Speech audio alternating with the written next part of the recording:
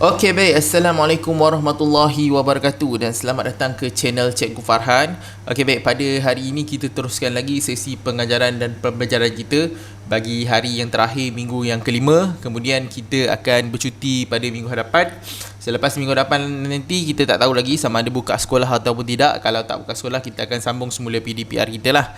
Jadi pastikan kamu boleh online sentiasa, video-video ni kamu tengok dan sebagainya. Pastikan kamu hadirlah kelas PDPR online ini supaya tidak mendatangkan masalah kepada kehadiran kamu nanti. Okey baik, sekarang ini cikgu nak kamu keluarkan buku teks kamu, buku teks Bahasa Melayu tahun 2 jilid 1 sekarang. Dan sekarang ini kamu terus buka muka surat 76 sekarang. Okey, keluarkan buku teks kamu di hadapan kamu sekarang dan buka muka surat 76 sekarang. Okey, tajuk pada hari ini ialah, tajuk dia, kemahiran dia ialah membaca. Kemahiran kita adalah membaca. Jadi membaca ni kita bukan nak membaca sekadar sedap saja ataupun sekadar lancar saja, tapi tujuan kita membaca ni adalah untuk kita mengambil maklumat di dalam bahan bacaan kita. Kemudian yang seterusnya kita menganalisis ataupun kita membuat ulasan tentang maklumat tersebut. Itu yang lebih baik. Bagi kelas 2 DLP, kamu patut baca dengan lancar, baca dengan fasih. Kemudian kamu faham apa yang kamu baca, kemudian kamu boleh ulas tentang apa yang kamu baca. Itu standard kelas 2 DLP lah. Jadi pastikan kamu membaca betul-betul. Kan, kalau membaca pun tak lancar dan sebagainya, macam mana kamu nak faham petikan, macam mana kamu nak ulas petikan tersebut. Okey, ada murid yang dia baca tapi dia tak faham apa yang dia baca. Dia baca sedap, lancar, tapi dia tak menghayati apa yang dia baca dan dia tak faham apa petikan yang dia baca. Kan, akhirnya dia blur, maksudnya kabur, tak nampak apa kan. Tentang apa tujuan kita baca ni adalah untuk kita mendapatkan maklumat. Okey baik, sekarang buka muka surat 76. Okey, tajuk pada hari ni iaitu asal usul nama Baling Kedah. Okey, Baling Kedah ni dekat Kedah lah. Dan kenapa dinamakan nama tempat tersebut adalah baling? Adakah melakukan tindakan baling ke berge? Kan, yang kita tahu baling ni kita melontarkan sesuatu daripada tangan. Okey, sedap pula. Okey baik, kita tengok dekat petikan tersebut. Kita baca, cikgu baca lah. Cikgu baca, kemudian kita cari maklumat yang ada dalam tu. Kamu baca sendiri lah di rumah. Okey, menurut cerita orang-orang tua pada zaman dahulu, sekumpulan petani dari Siam telah membina rumah di sebuah kaki gunung di negeri Kedah. Tanah di kawasan tersebut sangat subur. Okey, petani dari Siam ni sekarang kita panggil Thailand lah. Tapi waktu dulu kita panggil orang Siam. Okey, tanah di kawasan ini sangat subur. Okey, petikan yang kedua. Mereka membantu dengan mengusahakan ladang tanaman di situ. Mereka bekerja siang dan malam. Pelbagai pokok buah ditanam. Okey, selepas beberapa tahun, pokok manggis, langsat dan cempedak berbuah dengan lebatnya. Tiba-tiba, sekawan kera datang lalu makan buah-buahan di ladang tersebut. Para petani berusaha dengan pelbagai cara untuk menghalau kera-kera itu. Namun kera-kera itu tidak lari ke hutan yang berdekatan. Petani-petani itu telah bermesyuarat untuk menamai tempat itu sebagai Ban Lin, okay, yang berarti kampung kera dalam bahasa Siam. Lama kelamaan perkataan Ban Lin menjadi Baling. Okay, kalau ikutkan asal usul perkataan tersebut datang daripada perkataan Ban Lin, perkataan daripada bahasa Siam lah, yang bermaksud kampung kera. Lama-lama bila kita ni susah nak sebutkan Banlin ni, dia punya sebutan dia macam Siam, macam Cina sikit. Kita orang Melayu susah nak sebut Banlin. Lagi mana Banlin, payah. Akhirnya kita lama-lama dia bertukar menjadi Baling, iaitu satu perkataan yang terdapat dalam bahasa Melayu kita lah. Dan itulah dinamakan asal usul nama Baling Kedah. Ini menurut buku teks lah. Tapi cikgu sebenarnya ada pendapat yang kedua, edisi yang kedua. Kenapa nama tersebut dinamakan Baling Kedah? Yang ini versi mistik dan mystical sikit lah.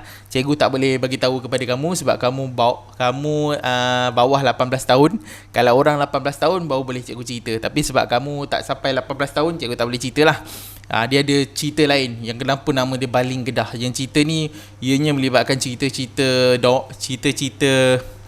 mistik lah, cerita legenda zaman dulu. Okay, tapi cikgu tak nak ambil yang tu, kita ambil daripada buku teks sahaja. Okay, tengok dekat bawah tu ada pernyataan nombor 1. Di sebelah kiri penyataan, di sebelah kanan nilai. Jadi kita nak cari apakah nilai daripada cerita ni. Macam tu saya cakap, kita baca, kemudian kita faham cerita yang diceritakan, kemudian kita nak ulas, kita tengok apakah nilai baik yang terdapat dalam petikan tersebut. Okey, nombor 1, mereka membantu dengan mengusahakan ladang tanaman di situ. Bila perkataan bantu-membantu ni, apa nilai baik yang kamu nampak? Apa nilai dia? Nilai dia bekerja sama di antara satu sama lain. Sebab tu mereka membantu untuk mengusahakan ladang tanaman di situ. Okey, tengok nombor 2. Dia tulisan dia yang kat atas petikan tu warna ungu tapi dia dah keluarkan kat bawah dalam kotak. Mereka bekerja siang dan malam. Apa nilai bekerja siang dan malam? Apa yang baik? Perkataan baik untuk bekerja siang dan malam ni. Apa nilai baik yang kita boleh dapat? Iaitu gigih. Okey, jangan bagi terus jawapan. Iaitu gigih. Okay. Orang yang kerja siang malam ni dia gigih lah. Kalau dia tak gigih, dia tak kerja lah siang malam. Jadi itu adalah amalan yang baik. Apa nilai murni yang baik. Orang yang berusaha, yang gigih, yang belajar betul-betul, dia akan berjaya lah. Macam itulah keadaan dia. Okey, seterusnya nombor 3. Para petani berusaha untuk dengan pelbagai cara untuk menghalau kera-kera itu. Jadi dia usaha pelbagai cara. Apa yang kita nak letak nilai yang sesuai kat situ? Okey, apa yang kita nak letak? Dah. Okay, cikgu bagi jawapan teruslah. Nilai yang kita boleh letak ialah tidak mengalah. Guna kaedah sekali, kalau tak boleh kita guna kaedah lain pula. Jangan terus mengalah, okey? Kalau kita tak pandai, kan? Lepas tu kita masuk kelas kita tak faham, jangan terus mengalah. Lebih baik kita cari kaedah, cara macam mana kita nak memajukan diri kita. Itulah nilai yang terdapat dalam petikan muka surat 76 ini. Habis, okey? Jadi itulah tujuan kita membaca. Satu, kita membaca, kita nak tahu maklumat. Kemudian kita membuat ulasan daripada bacaan yang kita telah fahami. Okey, sekarang sekarang cikgu nak kamu keluarkan buku aktiviti jilid 1 ni. Dah nak habis lah, lagi berapa line lagi. Okey, buku aktiviti Bahasa Melayu jilid 1. Okey, baik. Sekarang ni kamu buka muka surat 87 dulu. Okey, buka muka surat 87. Okey, kat situ ada arahan dia lah, cikgu bacakan. Baca cerita, kemudian nyatakan nilai yang diperoleh berdasarkan frasa yang berhuruf tebal. Sama juga, dalam latihan kamu ini dia minta nilai macam kita baca tadi. Tapi dekat sini dia dah bagi siap-siap lah dia punya huruf tebal tu. Kamu baca cikgu baca lah, cikgu baca. Okey, kamu nanti baca sendiri kat rumah bagi lancar dan sebagainya. Sang lebah dan sang kelulut. Apa beza sang lebah dengan sang kelulut? Dia berbeza. Lebah dia besar sikit, kelulut ni dia kecil. Kalau kamu tengok kelulut ni dia kecil, dia macam lalat, saiz lalat. Okey, lebah dia besar sikit. Tebuan besar lagi daripada tu. Okey, tebuan besar, lebah kecil, kelulut ni dia kecil lagi, dia macam lalat. Dia punya besar saiz dia. Okey, dia berbeza lah antara satu sama lain. Dia punya sarang pun lain, berbeza. Dia punya madu pun rasa lain. Okey, pada suatu hari, sang lebah ke rumah sang kelulut. Dia melihat sang kelulut sedang bekerja dengan tekunnya. Okey. Hai sang kelulut, kecilnya sayap kamu. Kamu tentu kalah jika berlumba terbang dengan aku, kata sang lebah dengan sinisnya. Macam cikgu cakap lah, saiz lebah ni dia besar sikit. Saiz kelulut ni dia kecil. Okey, dia kecil. Sebab tu dia cakap dalam tu, aku punya sayap besar sikit daripada hang. Dalam bahasa Kedah lah. Dia tak cakap dalam bahasa Kedah, dia cakap dalam petikan tu kan. Jomlah kita lumba, tengok siapa paling laju. Kalau ikut pandangan kamu, siapa lagi laju? Lebah ke kelulut? Okay, kita baca lagi petikan yang seterusnya. Belum tentu kamu menang, esok kita berlumba. Tebuan boleh jadi pengadilnya, kata sang kelulut. Macam cikgu cakap tadi, Tebuan dia lagi besar daripada lebah, dia lebih besar daripada kelulut. Jadi tebuan ni lah yang akan jadi pengadil. Okey. Keesokan harinya pertandingan diadakan. Sang lebah terlanggar pokok kerana dia terbang terlalu laju. Sang kelulut berada di belakang terus terbang ke arah sang lebah. Sang kelulut mengangkat sang lebah lalu terbang ke arah tali garisan penamat. Jadi waktu tengah berlumba tu, sang lebah terlanggar pokok akibat terlampau laju. Macam kita bawa motor lah. Kalau terlampau laju sangat, kita senang hilang kawalan. Akhirnya kita boleh accident ataupun kemalangan dan sebagainya kan. Jadi cerita ni, sang lebah ada accident, terlanggar pokok. Tapi apa yang baiknya cerita kat sini, sang kelulut bila dia tengok keadaan itu, dia tinggalkan tak sang lebah? Dia tak tinggalkan. Dia pergi balik kepada sang lebah, dia tolong angkat untuk menuju ke garisan penamat bersama-sama. Inilah sifat yang bagus yang ada pada sang kelulut. Sejak hari itu, sang lebah tidak sombong lagi. Okey, Lepas kejadian tu baru dia sedar bahawa apa kehebatan semua tak ada bermakna kalau jadi apa-apa kepada diri dia. Itulah cerita ni. Jadi dia tulis kat bawah tu dia nak nilai yang tulisan berwarna hitam. Okey, yang pertama, tulisan hitam yang pertama. Sedang bekerja dengan tekunnya. Apa nilai murni kat situ? Ada dah kat situ dia punya perkataan tu, iaitu nilai murni dia ialah tekun. Okey, baik. Nombor 2, esok kita berlumba. Apa dia punya nilai yang ada tu? Lumba. Apa kebaikan lumba? Nilai yang baiknya ialah bersaing. Okay? Kalau kita tak puas hati ataupun kita dan sebagainya, kita bersainglah secara pertandingan dan sebagainya, bukan buat tindakan sendiri. Jadi nilai dia ialah bersaing. Okay, seterusnya, tebuan boleh menjadi pengadilnya. Bagi nombor 3 ni, apa nilai dia? Nilai dia ialah adil. Bila kita jadi pengadil, kita kena jadi adil. Jadi adil tu adalah nilai yang baik. Seterusnya nombor 4, mengangkat sang lebah. Apa mengangkat sang lebah? Apa dia punya nilai murni? Membantu. Tengok kawan kita tengah kesusahan ataupun musuh kita atau sesiapa sajalah manusia yang tengah kesusahan, kita bantu. Sebab tu dia mengangkat sang lebah. Dan akhir sekali, yang warna hitam tu, ayat yang warna hitam tu, tidak sombong lagi. Apa nilai yang tidak sombong lagi? Apa nilai dia? Akan nilai dia sombong. Sombong bukan nilai baik. Sombong nilai jahat. Nilai negatif. Apa nilai baik? Tidak sombong lagi. Maksudnya, berlawanan dengan pada maksud itu ialah, apa dia? Jawapan dia ialah merendah diri. Okay? Bila kita tak sombong lagi, nilai murni dia ialah merendah diri. Habislah muka surat 87. Cikgu sertakan jawapan sekali. Siapa dengar video ni, dia dapatlah jawapan dia tu. Okey, seterusnya muka surat 88. Okey, arahan dia, baca cerita kemudian kenal pasti dan nyatakan nilai yang diperoleh. Okey, baca cerita kemudian kenal pasti dan nyatakan nilai yang diperoleh. Nilai ni nilai murni yang ada dalam cerita ni lah. Okey, tajuk dia ialah harga segelas susu. Okey, pada suatu hari, Farhan, nama cikgu lah. Cikgu dalam cerita ni memang hebat ni kan. Cikgu jadi pelakon dalam cerita ni. Okey, cikgu ulang semula. Pada suatu hari, Farhan berasa dahaga selepas berjaja kuih dengan ibunya. Okey.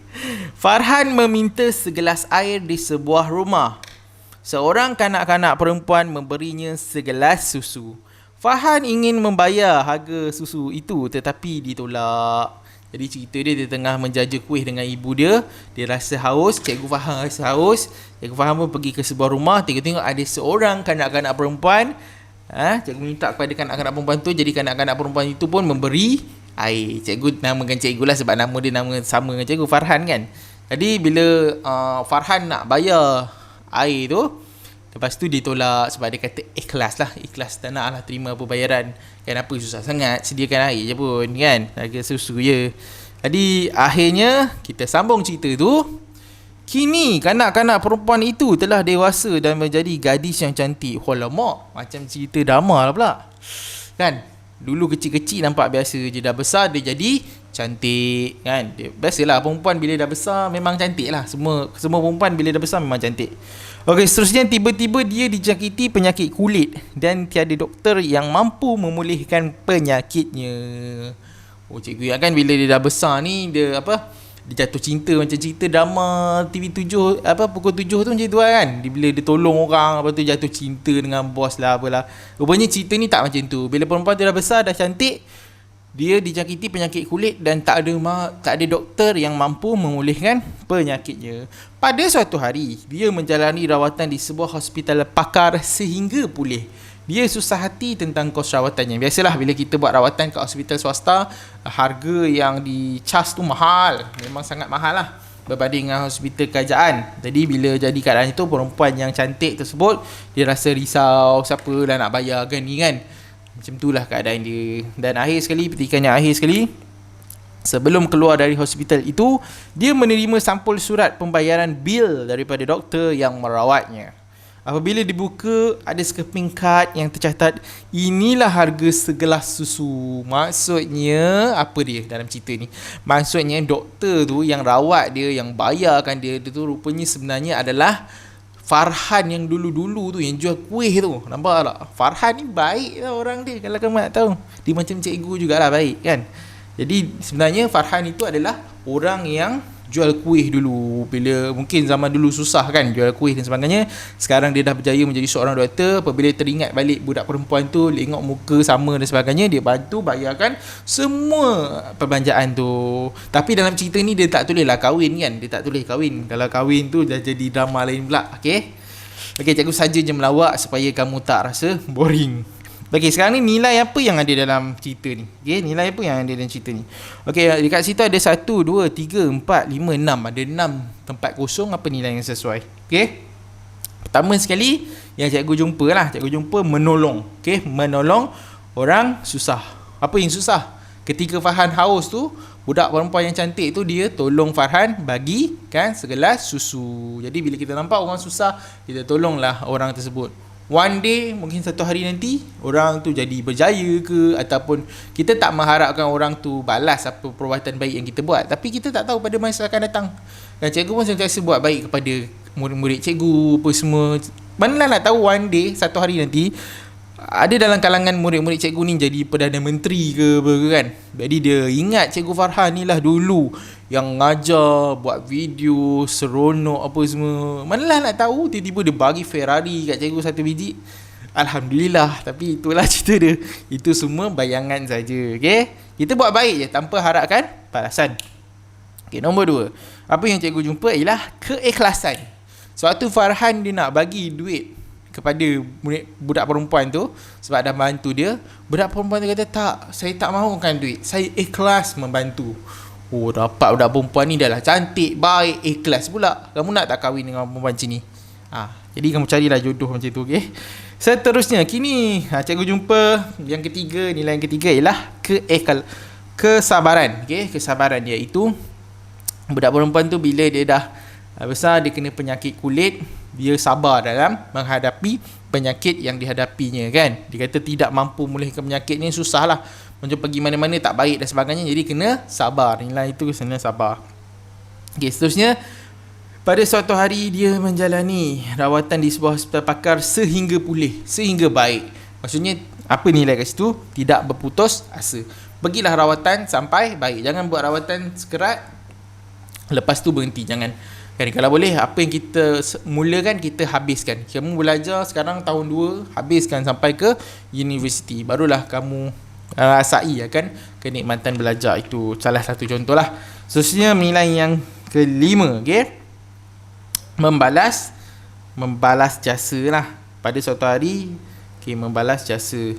Membalas jasa ni kalau kamu tengok dekat cerita ni, dia apa dia? Dia balas jasa baik perempuan tu semasa dia susah dulu. Dia ingat perempuan ni lah yang pernah tolong dia.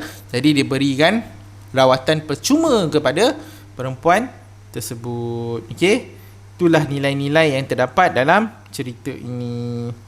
Lepas tu, sebelum keluar daripada hospital itu, dia menerima sampul surat pembayaran bil daripada doktor yang merawat. Apabila dibuka, ada sekeping kad yang tercatat, inilah harga segelas susu. Okey, cikgu ingat nilai itu je nilai yang ada. Kamu buat semua nilai yang cikgu telah berikan. Kalau kamu jumpa nilai yang lain, kamu jumpa ada nilai lain lah dalam cerita ni, kamu boleh je tulis, tak ada masalah pun. Yang penting nilai tu nilai baik, nilai positif dan nilai murni. Okey, jadi habis sudah muka surat 88.